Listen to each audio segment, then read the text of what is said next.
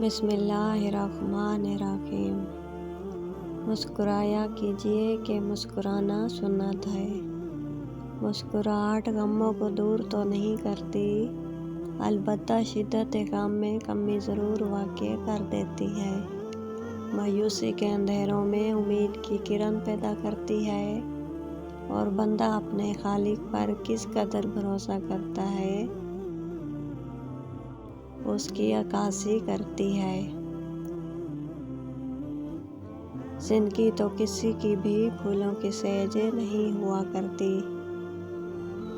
اگر غریبوں کی جھونپڑیوں میں پریشانیاں اترتی ہیں تو امیروں کے محل بھی ہر وقت کہکوں سے نہیں گونجا کرتے۔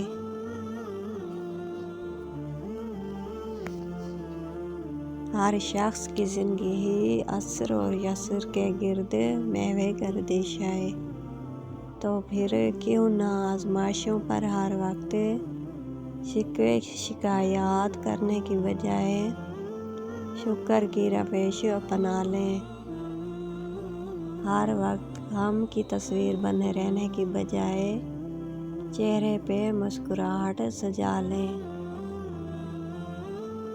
کیونکہ مسکراہٹ میں اتنی طاقت ہوتی ہے کہ وہ دکھی دلوں کے لیے مرہم ثابت ہوتی ہے۔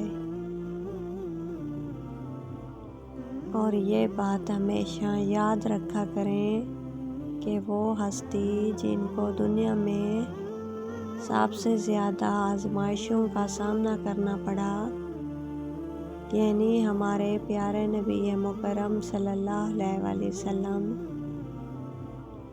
وہ لوگوں میں سب سے زیادہ مسکرانے والے تھے۔